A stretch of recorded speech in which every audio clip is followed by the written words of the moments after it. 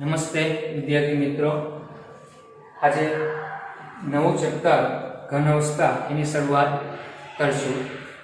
દ્રવ્ય જે પદાર્થ દળ ધરાવે અને અવકાશમાં જગ્યા રોકે એને આપણે દ્રવ્ય કહીએ છીએ. અને એ દ્રવ્યના ત્રણ પ્રકાર છે દ્રવ્યના.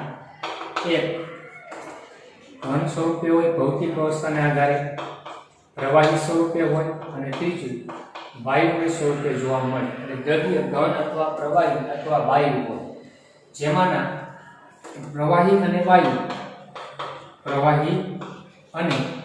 વાયુ તરલ સ્વભાવ ધરાવે.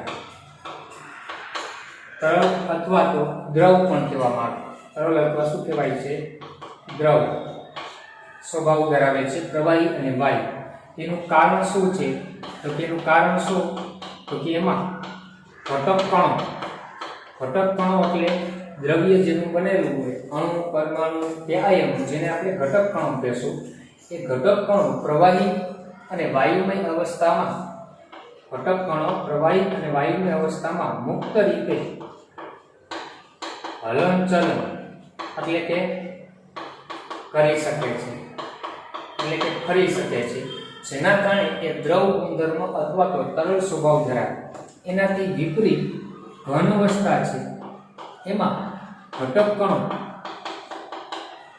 હલનચલન કરી શકે છે, પણ કોઈ એની મધ્યસ્થ પરમાણુની આસપાસ, એટલે ઘન અવસ્થામાં ઘટક કણો છે કે મધ્યની આસપાસ આંદોલિત ગતિ કરે છે,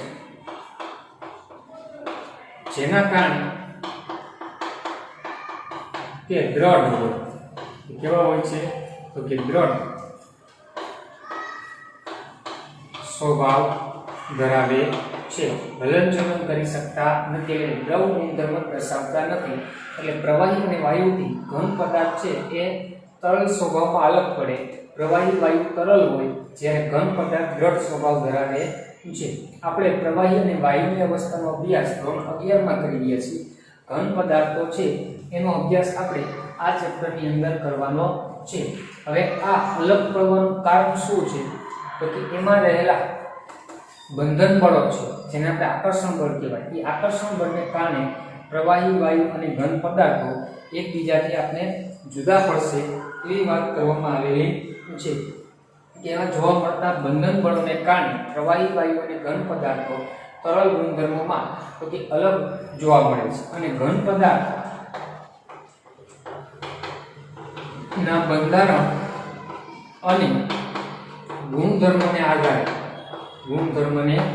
આધારે એ અલગ અલગ ક્ષેત્રમાં એનો ઉપયોગ થાય છે. ગુણધર્મને આધારે અલગ અલગ ક્ષેત્રમાં ઉપયોગ કરી શકાય.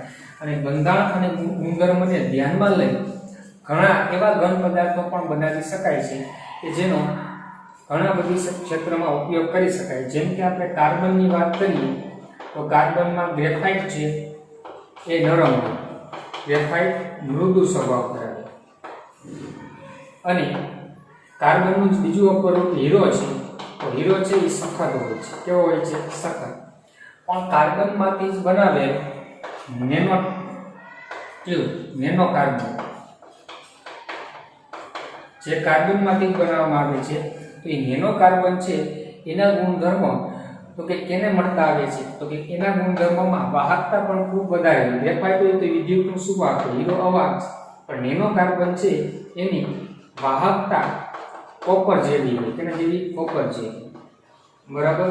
પછી નરમ હોય, કેના જેવું? તો કે નરમ એલ્યુમિનિયમ જેવું. અને એવી જ રીતે આપણે બીજી વસ્તુ પણ કીધી છે, સ્ટીલ કરતા તો કે મજબૂત હોય, એલ્યુમિનિયમ કરતા વજનમાં કેવા કીધા? હલકા હોય. કેના કરતા? એલ્યુમિનિયમ કરતા. અને સ્ટીલ કરતા શું હોય છે? મજબૂત.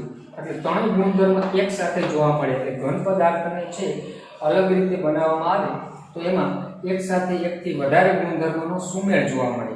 કાર્બનમાં આ ત્રણેય ગુણધર્મ જોવા મળતા નથી એના કોઈ અપરૂપમાં. જ્યારે નેનો કાર્બન તમે લ્યો તો એમાં વાહકતા કોપર જેવી હોય, એલ્યુમિનિયમ જેવું હલકું હોય, સ્ટીલ કરતાં પણ મજબૂત પણ જોવા મળે.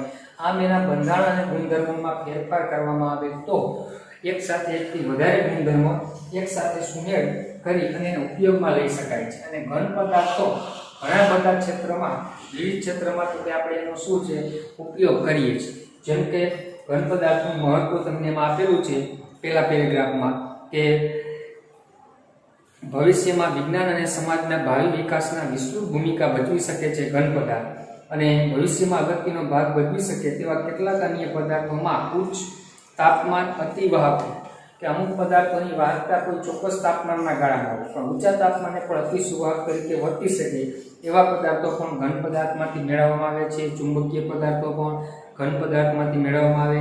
પેકિંગ માટેના જૈવ વિઘટનીય પોલિમર, જેમ કે ચેપ્ટર નંબર 15 ની અંદર ભણવાનું થશે બાયોડિગ્રેડેબલ પોલિમર, જૈવ વિઘટનીય એટલે પીએચડીબી છે, જે ઓપરેશન પછી ટાંકા લેવામાં ઉપયોગમાં લેવામાં આવે છે. નાયલોન 2, નાયલોન 6 આવા જૈવ વિઘટનીય પોલિમર જે ઘન પદાર્થમાંથી મળે. સર્જિકલ ઇમ્પ્લાન્ટ એટલે કે ડોક્ટરો સર્જરી માટે એટલે કે ઓપરેશનમાં જે પદાર્થોનો ઉપયોગ કરે છે ઘન પદાર્થો, એ પણ આ રીતે બનાવવામાં આવતા હોય છે.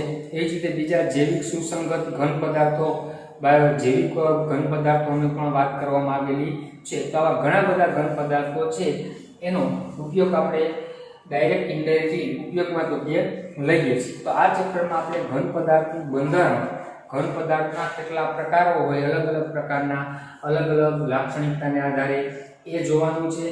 એ ઉપરાંત ઘન પદાર્થની સ્ફટિકમય રચના, એનો આકાર કેવો હોય એની પણ આપણે ચર્ચા કરશું. આ ઉપરાંત ઘન પદાર્થોની ક્લોઝ પેક ગોઠવણી, એની પેકિંગ ક્ષમતા, એ ઉપરાંત ઘન પદાર્થમાં જોવા મળતી અપૂર્ણતા એટલે કે ક્ષતિ, ખામી રહી જાય એના બંધારણમાં, તો એ કેવા પ્રકારની ખામી હોય એ, એના ચુંબકીય ગુણધર્મો, એની વાહકતા, આ બધી ચર્ચા આ ચેપ્ટરની અંદર સમાવેશ કરવામાં આવેલ છે. તો પહેલા આપણે ઘન પદાર્થની સામાન્ય લાક્ષણિકતા 1.1 ટોપિક છે એની આપણે ચર્ચા કરશું.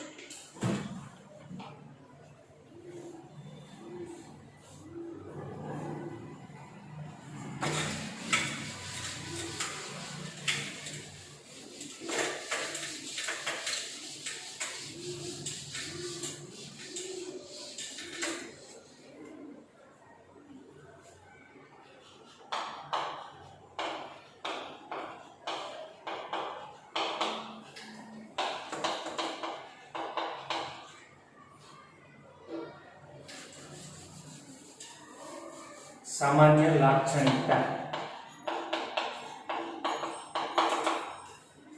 આપેલ તાપમાન અને દબાણે દ્રવ્યની કઈ અવસ્થા અસ્તિત્વ દર્શાવે ને એનો આધાર બે પરિબળો ઉપર હોય છે. એક એમાં જોવા મળતું આંતરાણુય આકર્ષણ બળ અને બીજું છે ઉષ્મીય ઉર્જા. આપણે જાણીએ છીએ કે આ ઘન અવસ્થા છે, પ્રવાહી અવસ્થા હોય અને વાયુમય અવસ્થા હોય. તો ઘન પદાર્થને ધીમે ધીમે તમે ગરમ કરો, શું કરવામાં આવે? ગરમ. તો એ પ્રવાહીમાં રૂપાંતર. પ્રવાહીને ગરમ કરો તો વાયુ બને, અને વાયુને ઠંડુ પાડો તો પ્રવાહી બને, અને પ્રવાહીને ઠંડુ પાડો તો ઘન સ્વરૂપમાં રૂપાંતર પામે. તો કોઈ પણ ચોક્કસ તાપમાને દ્રવ્ય કઈ અવસ્થામાં અસ્તિત્વ દર્શાવશે? આપણે જાણીએ છીએ H2O છે એ બરફ સ્વરૂપે, ઘન સ્વરૂપે હોય, H2O લિક્વિડ પ્રવાહી સ્વરૂપે હોય, H2O ગેસીય સ્વરૂપે હોય, પણ સામાન્ય તાપમાને એ પ્રવાહી સ્વરૂપે હોય છે. શા માટે? તો એમાં જોવા મળતા આંતરાણુય આકર્ષણ બળ અને ઉષ્મીય ઉર્જા, આ બે પરિબળો મહત્વના છે. એટલે કે આપેલ તાપમાને અને આપેલ દબાણમાં દ્રવ્યની કઈ અવસ્થા સ્થાયી હશે તેનો આધાર આંતર આણ્વીય આકર્ષણ બળ અને ઉષ્મીય ઉર્જા પર હોય છે. આ બે પરિબળ ઉપર હોય, અને બંને પરિબળ એકબીજાના વિરોધી છે. આંતર આણ્વીય આકર્ષણ બળ અને બીજું પરિબળ છે ઉષ્મીય ઉર્જા. આ બંને પરિબળ વિરોધી છે કે આંતરાણ્વીય આકર્ષણ બળ વધે તો ઉષ્મીય ઉર્જા છે ને એ ઘટે. એટલે એક આંતરાણની આકર્ષણ બળ વધે એટલે ઘટક કણો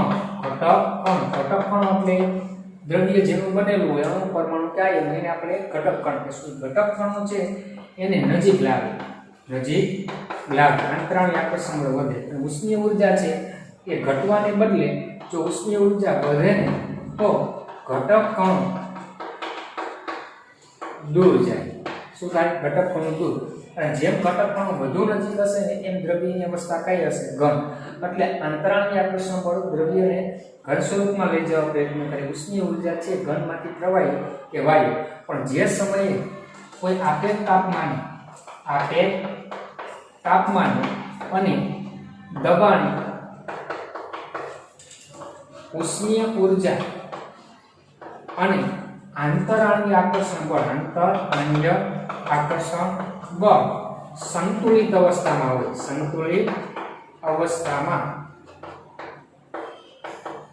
હોય ત્યારે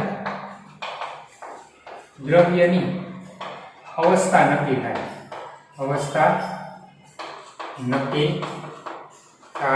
છે એટલે કે જે સંતુલિત જે કોઈ ચોક્કસ તાપમાન દબાણે આંતરાણ્ય આકર્ષણ બળ અને સંતુલિત અવસ્થા જે અવસ્થાને અનુરૂપ હશે ને તે અવસ્થામાં એ દ્રવ્ય ફેરવાય. કે પછી ઘનમાં ફેરવાય અથવા પ્રવાહી અથવા વાયુ.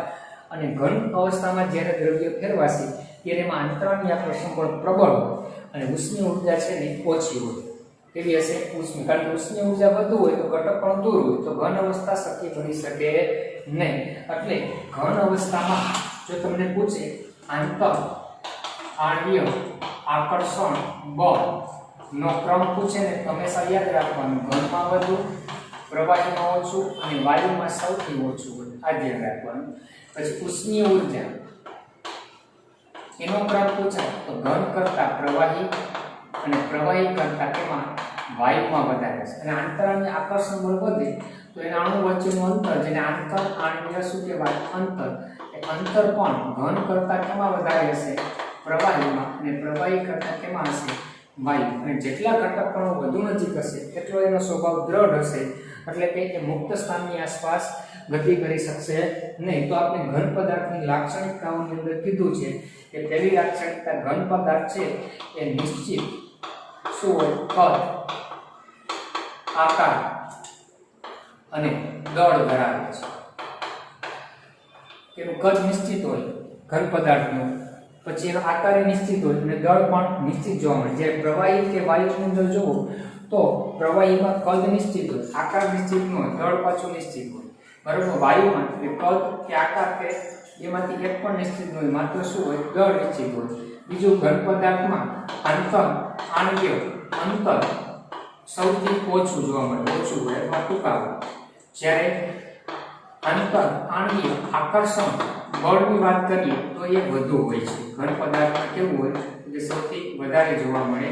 આ ધ્યાનમાં રાખવાનું રહેશે. અને બીજી વાત એ કરેલી છે કે ચોથા મુદ્દામાં એમાં ઘટક કણો છે એ આંદોલિત ગતિ કરતા હોય, હલનચલન કરતા હોય તો મધ્યસ્થ પરમાણુની આસપાસ ઘટક કણો અણુ પરમાણુ કહેવાય. ઘટક કણો મધ્યસ્થ પરમાણુની આસપાસ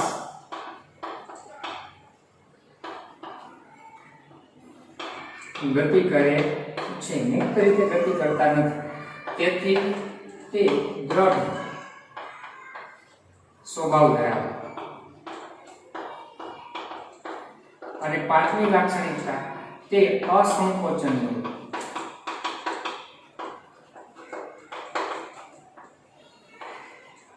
અસંકોચનીય હોય અને અપ્રસરણશીલ.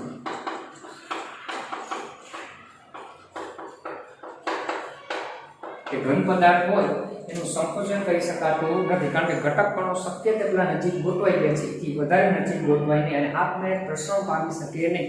પ્રવાહી કે વાયુ જે દિશામાં અવકાશ મળે એ દિશામાં પ્રસરણ પામે, જ્યારે આ પ્રસરણ પામી શકતા નથી. એટલે દ્રવ્ય કણમાંથી કઈ અવસ્થામાં અસ્તિત્વ દર્શાવશે એનો આધાર ઉષ્મીય ઊર્જા અને આંતરાણ્ય આકર્ષણ બળ આપેલ તાપમાને જે તે તાપમાને કઈ રીતે સંતુલિત છે એના ઉપર તો કે આધાર રાખી શકે છે. અને આ ત્રણ પરિબળો છે એ દ્રવ્યની અવસ્થા કઈ રીતે ફેરફાર થાય તેમાં કયું મૂલ્ય કેટલું હોય એ ધ્યાનમાં રાખવાનું. અને ઘન પદાર્થની આ સામાન્ય લાક્ષણિક. હવે આપણે આગળ ઘટક કણોની ગોઠવણીને આધારે ઘન પદાર્થના બે પ્રકાર સ્ફટિકમય અને અસ્ફટિકમય એની ચર્ચા કરશું અને ત્યારબાદ આખા ચેપ્ટરમાં આપણે સ્ફટિકમય ઘન પદાર્થ છે એનો અભ્યાસ કરવાનો, પણ સ્ફટિકમય અને અસ્ફટિકમય ઘન પદાર્થ કેને કહેવાય એની પહેલા ચર્ચા કરવાની છે.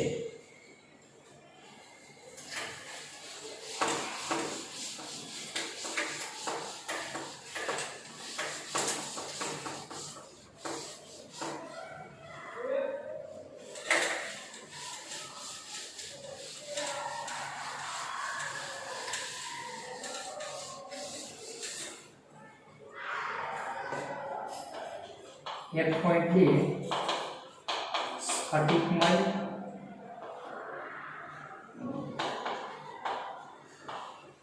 ઘન અને અસ્ફટિકમય ઘન. આ બે પ્રકાર કઈ રીતે પાડવામાં આવ્યા છે? ઘટક કણોની ગોઠવણી, ઘટક કણોની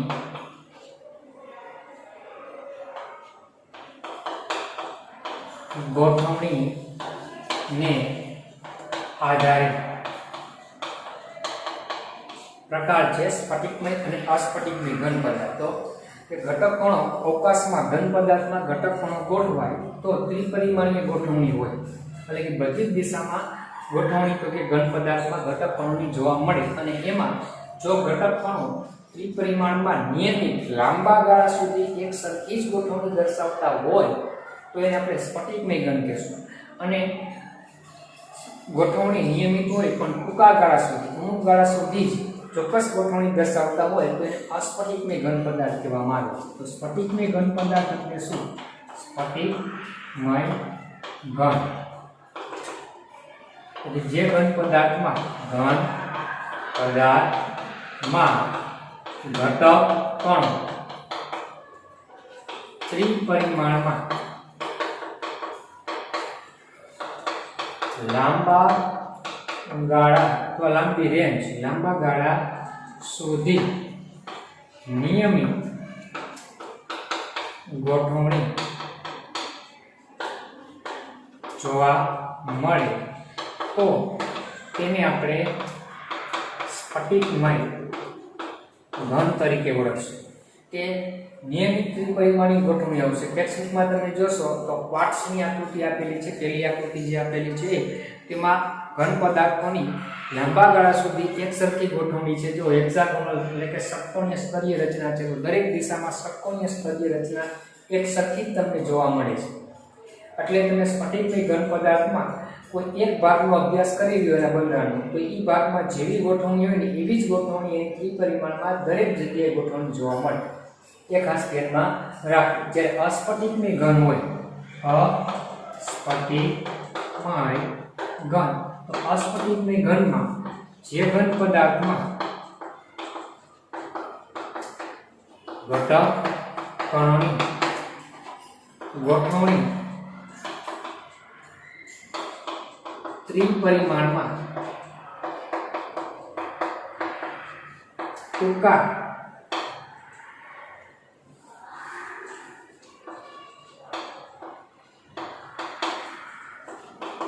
ગાળા સુધી અથવા ટૂંકી રેન્જ સુધી નિયમિત હોય તો તેને અસ્ફટિકમય ઘન કહેવામાં આવે છે. તો બાજુમાં ક્વાર્ટ્ઝ કાચ ક્વાર્ટ કીધું છે, એનું નામ આપ્યું છે. એક ક્વાર્ટ્ઝ છે અને ક્વાર્ટ્ઝ કાચ. ક્વાર્ટ્ઝ કાચમાં ગોઠવણી તમે જોશો ને તો એ ક્વાર્ટ્ઝ જેવી તમને જણાય છે, પણ એમાં અમુક જગ્યાએ નિયમિત ગોઠવણી છે, અમુક જગ્યાએ શું છે અનિયમિત. લાંબી રેન્જમાં એની ગોઠવણી નિયમિત જોવા મળતી નથી. વચ્ચે વચ્ચે અમુક જગ્યાએ ગોઠવણીમાં અનિયમિતતા ઉદ્ભવે છે તો એને અસ્ફટિકમય ઘન તરીકે ઓળખવામાં આવે છે. અને સ્ફટિકમય ઘન છે એ દ્રઢ આકાર ધરાવતા હોય, નિશ્ચિત આકાર, તેમાં ઘટક કણો વચ્ચે ચોક્કસ આકર્ષણ બળ હોય.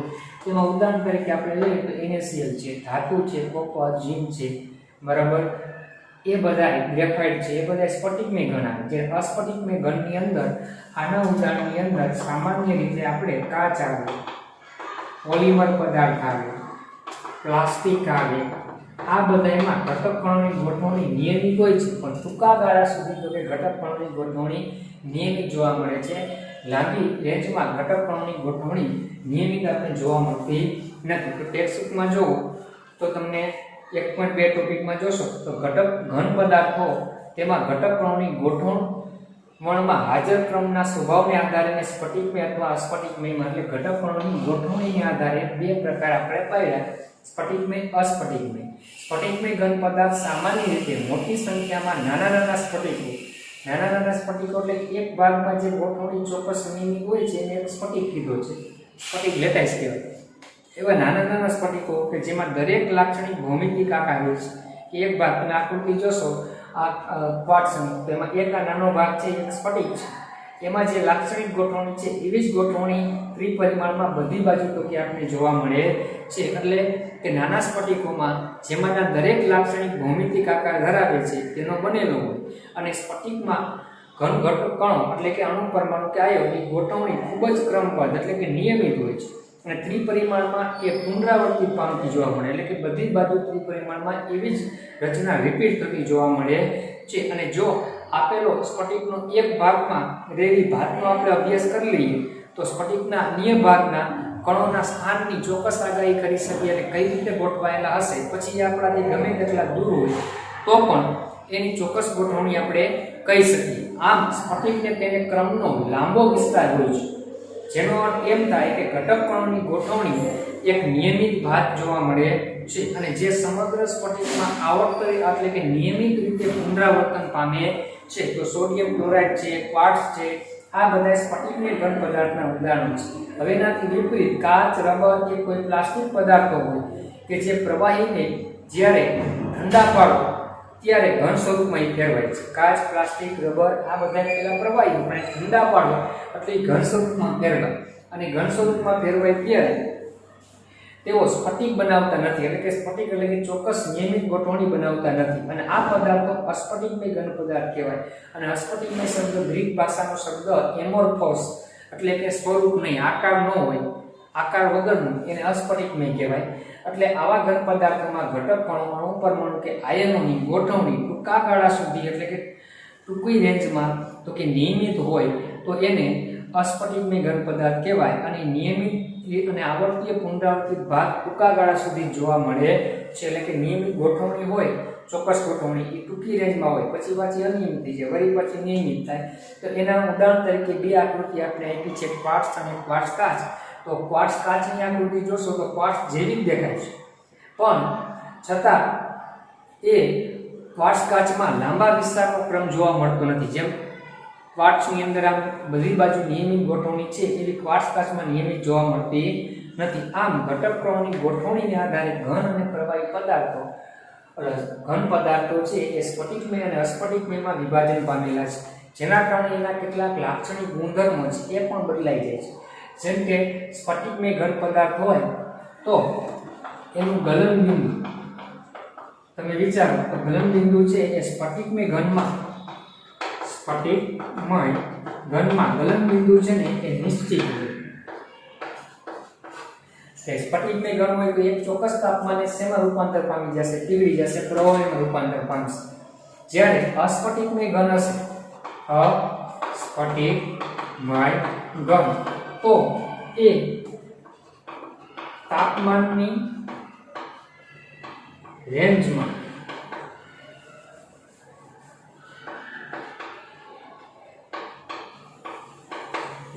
પીગળશે. રેન્જમાં એટલે કે આટલાથી આટલા તાપમાન વચ્ચે ધીમે ધીમે પીગળે, એટલે એનું ગલનબિંદુ ચોક્કસ ન હોય. ગલનબિંદુ ચોક્કસ ન એટલે ગલન એન્થાલ્પી પણ ચોક્કસ રૂપે જોવા મળે નહીં. એટલે અહીં કીધું કે સ્ફટિકમય ઘન પદાર્થો ચોક્કસ ગલનબિંદુ હોય એટલે કે એક લાક્ષણિક તાપમાને એકાએક પીગળી જાય છે અને પ્રવાહી બને. બીજી બાજુ અસ્ફટિકમય ઘન પદાર્થના તાપમાનના કેટલાક ગાળા એટલે કે રેન્જ દરમિયાન નરમ પડે અને પીગળે છે, અને ધીમે ધીમે એ ગાળામાં વહેવા માંડે અને ઢાળી શકાય એટલે કે જેવો આકાર આપવો એવો આકાર આપી શકે. આપણને ખ્યાલ છે કે પ્લાસ્ટિક પદાર્થો છે, કાચ છે, એને આપણે જેવો શેપ આપવો એ આપી શકીએ. શું કામ?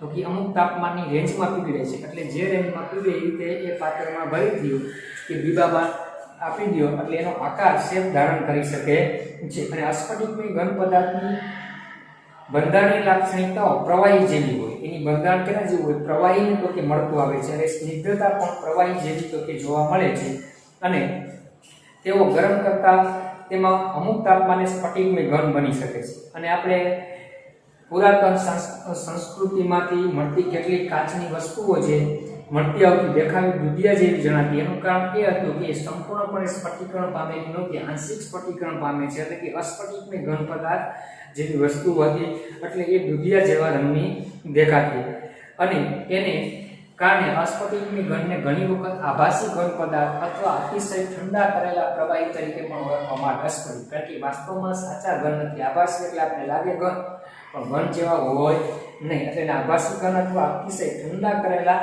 પ્રવાહી પદાર્થ તરીકે ઓળખવામાં આવે.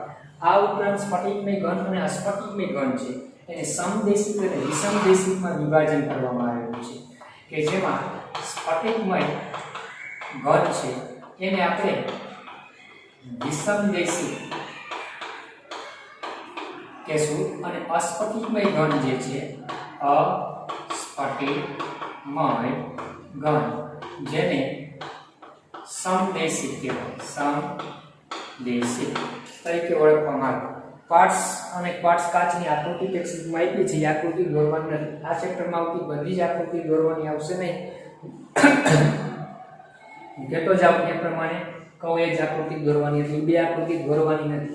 હવે વિષમદેશિક અને સમદેશિક એટલે શું? તો કે ઘન પદાર્થના કેટલાક ગુણધર્મો, ભૌતિક ગુણધર્મો. કેવા ગુણધર્મો? ભૌતિક ગુણધર્મો જેવા કે વક્રીભવનાંક, યાંત્રિક મજબૂતાઈ, યાંત્રિક ગુણધર્મ, વાહકતા, અવરોધ, આ બધા ભૌતિક ગુણધર્મ છે. આ ભૌતિક ગુણધર્મ જો ઘન પદાર્થમાં બધી જ દિશામાં કેવા જોવા મળે? સમાન. ગમે તે બાજુથી ઘન પદાર્થમાં ભૌતિક ગુણધર્મો માપો એ સમાન. અને બીજું, જુદી જુદી દિશામાં જુદા જુદા પણ હોઈ શકે, જુદા જુદા. તો એના આધારે સમદેશિક વિષમદેશિક પ્રકાર પાડવામાં આવેલો છે. જો બધી દિશામાં સમાન હોય ને તો એને સમદેશિક કહેવાય, સમદેશિક. અને બધી દિશામાં જુદા જુદા હોય ને તેને વિષમદેશિક ઘન પદાર્થ તરીકે ઓળખવામાં આવે છે. તો એમાં તમે જોશો તો અસ્ફટિકમય ઘન છે એ આપણે કીધું સમદેશિક છે. શા માટે? તો અસ્ફટિકમય ઘનમાં ઘટક કણોની ગોઠવણી અનિયમિત હોય. કેવી હોય છે? અનિયમિત ગોઠવણીને કારણે પરમાણુ અલગ અલગ રીતે ગોઠવાયેલા હોવાને કારણે એમાં કોઈ આ ગુણધર્મો માપવા જશો તો એ બધી દિશામાંથી સમતુલ્ય થશે અને બધી દિશામાંથી એક સરખો આવશે. એટલે અસ્ફટિકમય ઘનમાં ઘટક કણોની ગોઠવણી અનિયમિત હોવાને કારણે બધી દિશામાંથી કોઈ પણ દિશામાંથી ભૌતિક ગુણધર્મો માપતા સમાન જોવા મળે, માટે એ સમદેશિક તરીકે ઓળખવામાં આવે. કેવા ઓળખવામાં આવે? સમદેશિક. જ્યારે સ્ફટિકમય ઘનની વાત કરવામાં આવે તો સ્ફટિકમય ઘનમાં તમને એક આકૃતિ આપવામાં આવેલી છે કે આ રીતે બે પ્રકારના ઘટક કણો આપણે ગોઠવેલા છે. અલગ અલગ બે પ્રકારના ઘટક કણોથી બનેલો સ્ફટિકમય ઘન પદાર્થ છે.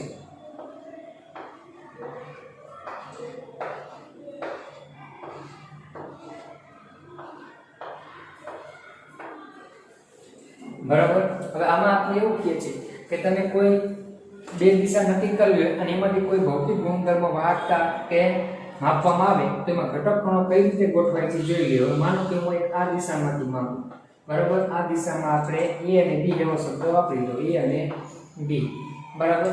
તો એમાં તમે જોશો તો એક બાજુ ઘટક કણો એક સરખા પ્રકારના નથી, અલગ અલગ પ્રકારના. આ અલગ પ્રકારનો ઘટક કણ, આ અલગ પ્રકારનો, આ અલગ પ્રકારનો છે. જેના કારણે અહીંથી જે ભૌતિક ગુણધર્મો માપશો એનું મૂલ્ય છે એ હું આ રીતે ઘટક કણો અહીંથી ગુણધર્મો માપું તો આમાં શું થશે? તો કે જો આને હું C અને D કહું, C અને D, તો અહીં એક તરફ એક સરખા પ્રકારના જ ઘટક કણો છે, બીજી બાજુ એક સરખા પ્રકારના જ ઘટક કણો આવે છે. તો અહીંયા જે મૂલ્ય માપશું એવું જ મૂલ્ય આ દિશામાં આવશે નહીં, કારણ કે ઘટક કણો બેમાં તો કે અલગ રીતે છે. એટલે નિયમિત ગોઠવણી હોય ત્યારે દરેક દિશામાંથી કોઈ પણ મૂલ્ય માપવામાં આવે તો એ સમાન આવતું નથી, કારણ કે એમાં ઘટક કણોની ગોઠવણી છે એ જે મૂલ્ય માપી છે એની બંને બાજુ સમાન જોવા મળતી નથી, જેના કારણે સ્ફટિકમય ઘન છે ને વિષમદેશિક તરીકે ઓળખવામાં આવે છે. કેવા ઘન કહેવાય? વિષમદેશિક ઘન તરીકે ઓળખવામાં આવે. અને આ ઉપરાંત તમને ઘન પદાર્થનો બીજો એક પ્રકાર પણ આપણે પેજ નંબર 4 ઉપર તફાવત પૂરો થાય પછી કીધું છે બહુસ્ફટિકમય ઘન પદાર્થ. બહુસ્ફટિકમય ઘન પદાર્થ શું નામ આપ્યું છે? બહુસ્ફટિકમય ઘન પદાર્થ કેને કહેવાય? બહુસ્ફટિકમય ઘન પદાર્થ એટલે કે સામાન્ય રીતે કઈ બહુસ્ફટિકમય ઘન એટલે કે એમાં સ્ફટિકમય અને અસ્ફટિકમય બે ગુણધર્મ જોવા મળે. તો કે સૂક્ષ્મ રચનામાં જોવા મળે, સૂક્ષ્મ રીતે જોતા સ્ફટિકમય ઘન લાગે, પરંતુ તે અસ્ફટિકમય ઘન જેવા હોય તો તેને શું કહેશું? બહુસ્ફટિકમય ઘન પદાર્થ તરીકે ઓળખવામાં આવે છે. સૂક્ષ્મ રીતે જો તેમાં ઘટક કણોની ગોઠવણી નિયમિત હોય છે એટલે સ્ફટિકમય ઘન કહેવાય, પણ જોવામાં આવે પણ એક લાક્ષણિકતા અસ્ફટિકમય ઘન જેવી દેખાય તો એને બહુસ્ફટિકમય ઘન પદાર્થ તરીકે ઓળખવામાં આવે, એટલે કે બે નેચર એક સાથે જોવા મળે. આના ઉદાહરણમાં તો કે મોટા ભાગે તો કે ધાતુ છે તે આના ઉદાહરણમાં આવે છે કે જે એ બહુસ્ફટિકમય ગુણધર્મ દર્શાવતા હોય એવી આપણે વાત કરવામાં આવે કે એને સૂક્ષ્મ રચનામાં સ્ફટિકમય હોય છે, બરાબર. પરંતુ વ્યક્તિગત અભ્યાસ કરવામાં આવે તો ઘટક કણોની ગોઠવણી અસ્તવ્યસ્ત હોય એટલે કે અસ્ફટિકમય જોવા મળે, જેને તો કે બહુસ્ફટિકમય ઘન પદાર્થ કહેવામાં આવે. અને આવા અસ્ફટિકમય ઘન પદાર્થમાં કાચ, રબર, પ્લાસ્ટિક એનો આપણે અલગ અલગ ઘણા બધા ક્ષેત્રમાં ઉપયોગ કરીએ છીએ. એમાંનું એક સિલિકોન તો કે ધાતુ છે. તો સિલિકોન તત્વ સામાન્ય રીતે સ્ફટિકમય હોય, સિલિકોન છે એ અસ્ફટિકમય બંધારણ ધરાવે છે. તો આપણે કીધું છે કે અસ્ફટિકમય સિલિકોન એનો ઉપયોગ ઉત્તમ ફોટો વોલ્ટેઇક કોષની અંદર થાય છે. ખાસ એમસીક્યુ માટે યાદ રાખજો, ઉત્તમ ફોટોવોલ્ટેઇક કોષમાં અસ્ફટિકમય સિલિકોનનો ઉપયોગ થાય છે. ફોટોવોલ્ટેઇક કોષ એટલે શું? તો કે સૂર્ય ઊર્જાનું શેમાં? વિદ્યુત ઊર્જામાં રૂપાંતર કરે તેવા કોષ અથવા ઉપકરણ છે એને ઉત્તમ ફોટોવોલ્ટેઇક કોષ કહેવામાં આવે. એ ઉત્તમ ફોટોવોલ્ટેઇક કોષની રચનામાં અસ્ફટિકમય સિલિકોન વપરાય છે, કારણ કે સૂર્ય ઊર્જાનું વિદ્યુત ઊર્જામાં રૂપાંતર કરી શકે છે. એટલે એમસીક્યુ માટે આ વસ્તુ ખાસ ધ્યાનમાં રાખવાની છે. ઉત્તમ ફોટોવોલ્ટેઇકમાં કયા પદાર્થનો ઉપયોગ થાય? તો અસ્ફટિકમય સિલિકોન. અને એનું કાર્ય શું? તો સૂર્ય ઊર્જાનું સીધું વિદ્યુત ઊર્જામાં રૂપાંતર કરવા સોલાર પ્લાન્ટ હોય, સોલાર ની અંદર આપણે સીધું સૂર્ય ઊર્જાનું વિદ્યુત ઊર્જામાં રૂપાંતર કરી છે, એની અંદર આ અસ્ફટિકમય સિલિકોન છે એનો ઉપયોગ કરવામાં આવે. એટલે ખાસ કરીને સ્ફટિકમય અસ્ફટિકમય ઘનમાં આ ટોપિકમાંથી આખો ટોપિક પૂછાવા કરતા તફાવત પૂછે અથવા શા માટે સ્ફટિકમય ઘન વિષમદેશિક છે, અસ્ફટિકમય ઘન સમદેશિક છે એવું કારણ પણ પૂછી શકે છે. તો એ ધ્યાનમાં રાખવું, એ રીતે પ્રશ્નો ખાસ પાકો કરવો કે જે ઘન પદાર્થમાં એના ભૌતિક ગુણધર્મો બધા છે એ બધા જો બધી દિશામાં સમાન જોવા મળે તો વિષમદેશિક કહેવાય, બધી દિશામાં જુદા જુદા જોવા મળે તો વિષમદેશિક કહેવાય. પછી કારણ લખવાનું કે અસ્ફટિકમય ઘનમાં ઘટક કણોની ગોઠવણી અનિયમિત હોવાથી ગમે તે દિશામાં એના ગુણધર્મો ભૌતિક ગુણધર્મો માપતા સંતુલિત જોવા મળે એટલે કે એક સમાન જોવા મળે, માટે સમદેશિક છે. જ્યારે સ્ફટિકમય ઘનમાં ઘટક કણોની ગોઠવણી નિયમિત હોવાથી દરેક દિશામાંથી કોઈ પણ ગુણધર્મ માપવા જાય તો સમાન આવતો નથી, માટે એ વિષમદેશિક સ્વભાવ ધરાવે છે. એ રીતે કારણ આપવાનું છે. અને તફાવતની અંદર ક્યાં ક્યાં મુદ્દા લખવાના એ આપણે જોઈએ કે કોષ્ટક અલગથી આપેલું છે, તો એ તફાવત સ્વરૂપે પણ આપણે ધ્યાન રાખશું. સ્ફટિકમય ઘન અને આખો પ્રશ્ન પૂછાવા કરતા આ કારણ અથવા તફાવત પૂછાવાની શક્યતા વધારે. હવે તફાવત જોઈ સ્ફટિકમય અસ્ફટિકમય ઘન. પ્રથમ આકાર સ્ફટિકમય ઘનમાં ચોક્કસ આકાર હોય, નિયમિત હોય, જ્યારે આમાં અચોક્કસ આકાર જોવા મળે, લાંબા ગાળા સુધી નિયમિત રેન્જનું હોય. તો ઘટક કણોની ગોઠવણી નિયમિત જ હોય, લાંબા ગાળા સુધી નિયમિત ચોક્કસ જે પ્રકારે ગોઠવાતા હોય એ જ રીતે ગોઠવાય. જ્યારે અસ્ફટિકમયમાં ઘટક કણોની ગોઠવણી અનિયમિત અથવા નિયમિત હોય પણ ટૂંકા ગાળામાં ચોક્કસ રેન્જમાં જ નિયમિત, પછી અનિયમિત થઈ જાય. ગલનબિંદુ તો સ્ફટિકમય ઘનને કોઈ એક ચોક્કસ તાપમાને સીધું ઘનમાં પ્રવાહીમાં રૂપાંતર થઈ જાય એટલે ચોક્કસ ગલનબિંદુ. જ્યારે અસ્ફટિકમય ઘન શું થાય, ધીમે ધીમે પીગળે અને પ્રવાહીમાં રૂપાંતર થાય એટલે ગલનબિંદુનો ગાળો એટલે એક તાપમાનથી લઈને બીજા તાપમાન લગીના ગાળામાં પીગળે એટલે અચોક્કસ ગલનબિંદુ હોય. તો એ જ રીતે ગલન એન્થાલ્પી ગલનબિંદુ ચોક્કસ છે નિશ્ચિત હોય, જ્યારે આ અનિશ્ચિત જોવા મળે. સમદેશિક કે વિષમદેશિક સ્વભાવ તો જેના ભૌતિક ગુણધર્મો દરેક દિશામાં સમાન હોય તો એ સમદેશિક કહેવાતા. તો સ્ફટિકમય ઘનમાં બધી દિશામાં સમાન આવતા નથી એટલે વિષમદેશિક છે, જેના બધી દિશામાં સમાન આવે ભૌતિક ગુણધર્મો એ સમદેશિક. ચિરાળ સ્વભાવ એટલે ઘન પદાર્થને કોઈ ધારદાર સાધન જેવા કે ચપ્પા વડે કાપો અને કાપો એટલે નવી જે સપાટી મળે એ મૂળ સપાટી જેવી જ જોવા મળે. કાપતા મળતા નવા ભાગ મૂળ ભાગ જેવા જ જોવા મળે તો એ ચિરાળ સ્વભાવ ધરાવે છે એવું કહેવાય. તો સ્ફટિકમય ઘનમાં કાપો તો નવા ભાગ મૂળ ભાગ જેવા, જ્યારે કાચ જેવા પદાર્થને કાપીએ ચપ્પા વડે તો નવી સપાટી મૂળ સપાટી જેવી આવતી નથી એટલે એને ચિરાળ સ્વભાવ હોતો નથી કે અસ્ફટિકમય ઘન. અને સ્ફટિકમય ઘન છે એ સાચા ઘન છે, એ ચોક્કસ ઘન પદાર્થ જેવો જ આકાર હોય, જ્યારે અસ્ફટિકમય ઘન આભાસી ઘન વાસ્તવમાં ઘન હોતા નથી અથવા અતિશય ઠંડા કરાયેલા પ્રવાહી જેવા જોવા મળે છે. એ ધ્યાનમાં રાખવાનું. આટલા મોટા તફાવતમાં ધ્યાનમાં રાખવા. આ ઉપરાંત તાપમાન વિરુદ્ધ સમયનો ગ્રાફ આવે તો એ ગ્રાફ છે એ ટેક્સ્ટબુકમાં મુદ્દો નથી, એ સીધી વક્ર હોય તો એ સ્ફટિકમય ઘન હોય, અને ગ્રાફ વક્ર ન મળે તો એ અસ્ફટિકમય ઘન. આ ઉપરાંત ઉદાહરણ લખી શકો, સ્ફટિકમય અસ્ફટિકમય ઘનની વ્યાખ્યા એ મુદ્દો પણ લખી શકો છો. હવે આગળ આ ચેપ્ટરમાં આગળ હવે આપણે સ્ફટિકમય ઘનનો જ અભ્યાસ કરવાનો છે અને એના પ્રકારો સ્ફટિકમય ઘનના અંતરાળી આકર્ષણ બળને આધારે એ આપણે આવતા લેક્ચરમાં જોશું. આજે 1.1 અને 1.2 આ બે ટોપિકની ચર્ચા કરી.